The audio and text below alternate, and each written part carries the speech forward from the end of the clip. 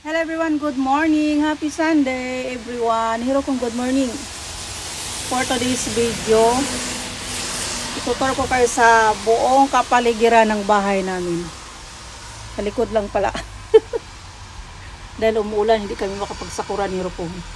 Dito lang kami sa bahay. Mag-ikot-ikot lang kami. Kasi umuulan ang Japan. Kaya dito lang kami. Tara, punta na tayo sa labas. Ay, sa likod pala.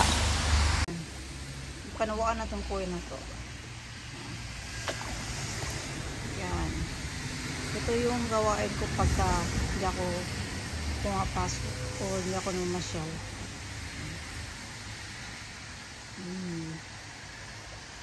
Meron tayong puno dito. Yan.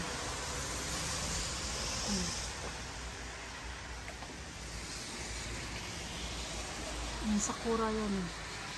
Hindi pa na namulaklak. Ito dito. Ito naman tayo sa kabilang side. May green patukyo. Ano, may mga halaman. Ano siya? Gulay siya pero namulaklak siya pag spring.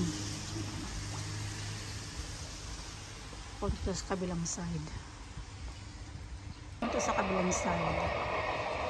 Yan o. Parang sakura. Pero ano yan siya? Momo eh. Butas na momo. Oh, daming tree dumadaan. Diba parang sakura? Sakura flowers. Momo siya. Kumbaga sa English is peach. Namunga na siya. Ay, namunga. Namulaklak na siya. Diba? Para siyang sakura.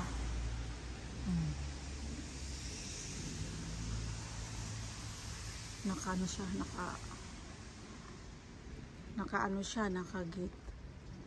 Yan naman, mga grapes yan. Hindi pa dahon kasi katapos lang mag-summer. Tayo doon. Ito naman, aloe vera.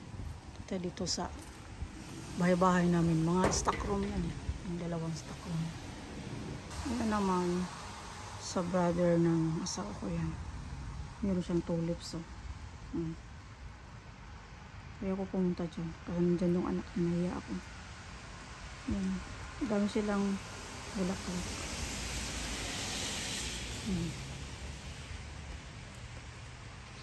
Katabi lang kami ng bahay. My brother. Guys, ito yung sakura namin. Kaya tumuulan, tuloy ang sakura ni Rokong. Ara! Tumatalsik. Umuulan kasi. Tumatalsik. Yan ang sakura namin ni Rokong. Momo. Prutas na momo or peach.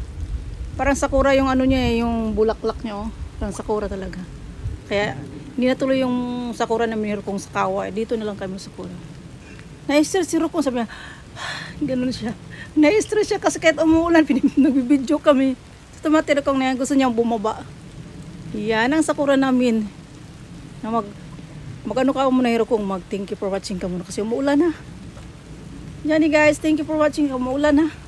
Pasok na kami ni Hiro kong. Bye! Salamat po. Domo!